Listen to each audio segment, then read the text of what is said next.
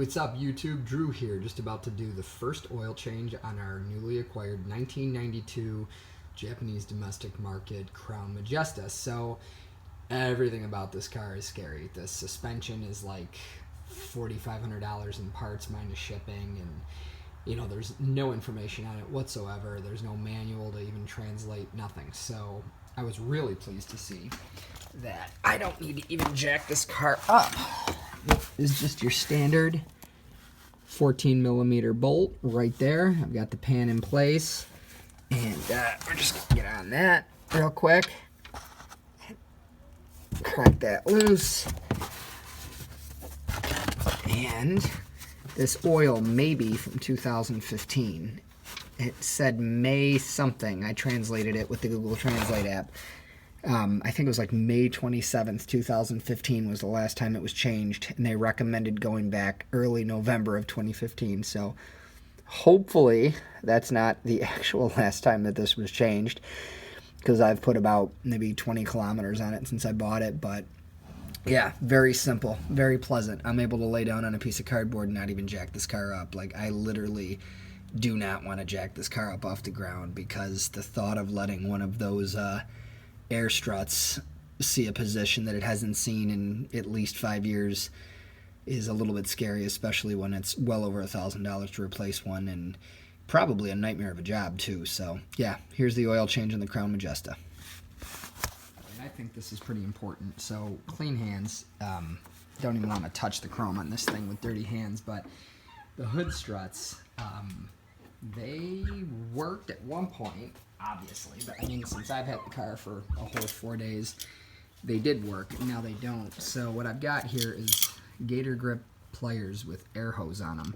And the air hose is important because, you know, we don't want to damage that chrome.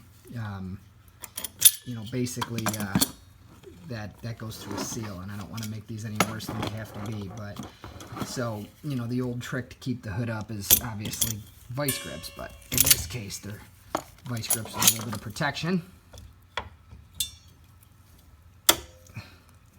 So there's that.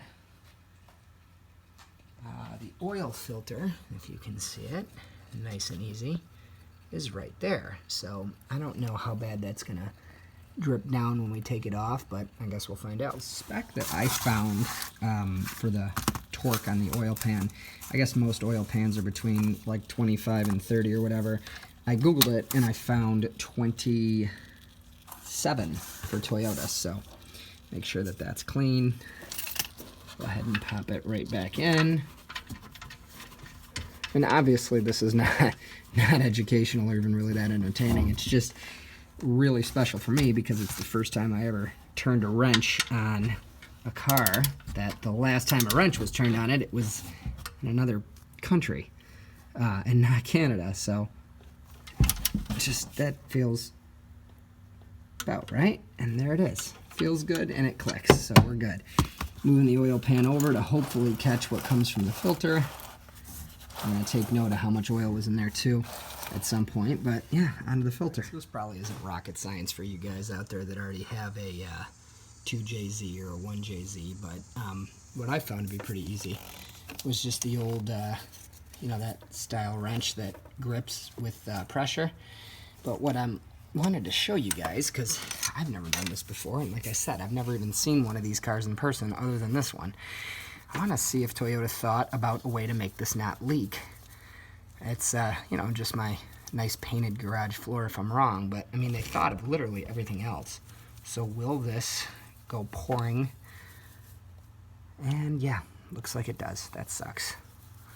So they thought of literally everything except how to not make a mess when you change the oil. Great. Not too bad, I guess. But, so there's the new genuine Toyota filter next to it, and this is a, let's see, the original gold filter. From who, though? Made in the USA. It tells me the oil's been changed. Oh, Napa.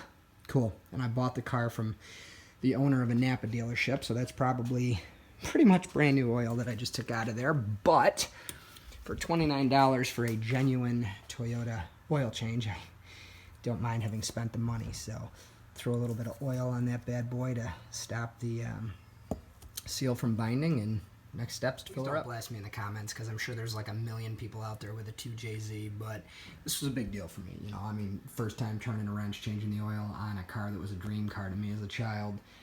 Never even seen one of these again in the United States other than this one. But yeah, about to do, looks like it was exactly what it says online, 5.5 quarts. So that's what we're going to put in. Genuine Toyota 530. Somebody please reach out if there's a better option.